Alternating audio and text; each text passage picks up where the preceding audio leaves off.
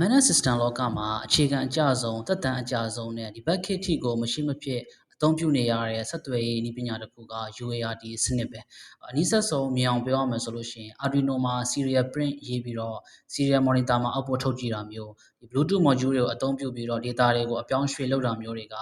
UART စနစ်ပဲ UART စနစ်အလုပ်လုပ်ပုံကပစ္စည်းနှစ်ခုကြားမှာတစ်ခုနဲ့တစ်ခုဓာတ်ရိုက်ဆက်သွယ်တဲ့စနစ်ပဲ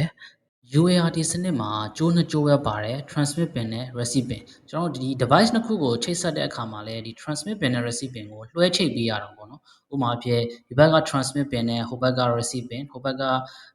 transmit pin နဲ့ဒီဘက်က receive pin လွှဲချိတ်ပေးရတယ်UART မှာဘယ်လိုလှုပ်ရှားရမယ်ဆိုတော့ clock line မပါတော့ device နှစ်ခုချိတ်ဆက်မယ်ဆိုရင်အရှိန်နှုန်းကို baud rate လို့ခေါ်တဲ့ဒီဥပမာ Arduino မှာဆိုရင်9600လို့115200လို့မျိုးဟာမျိုးရွေးချယ်ပေးရတယ်တကယ်လို့အဲ့ဒါတွေကိုမညှိထားဘူးဆိုလို့ရှိရင် error တွေကိုဖြစ်စေနိုင်တယ်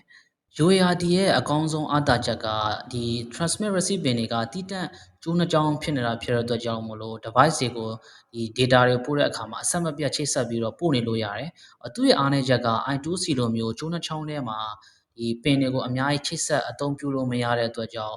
UART port တွေကိုအသုံးပြုပြီးပြီဆိုလို့ရှိရင်နောက်ထပ်အသုံးပြုမယ်ဆိုရင်ထပ်ပြီးတော့အသစ်ဆက်ရလိုက်မယ်အနှစ်ချုပ်ပြောရမယ်ဆိုရင် UART ဆိုတာကကွန်ပျူတာနဲ့ microcontroller ကြားဒါမှမဟုတ်ရင် Bluetooth module တို့ GPS module တို့ကြားထဲက data တွေကိုမြန်မြန်ဆန်ဆန်လှမ်းပို့ဖို့အတွက်အခြေခံအကျဆုံးဖန်တီးထားတဲ့ဆက်သွယ်ရေးနည်းစနစ်တစ်ခုပဲ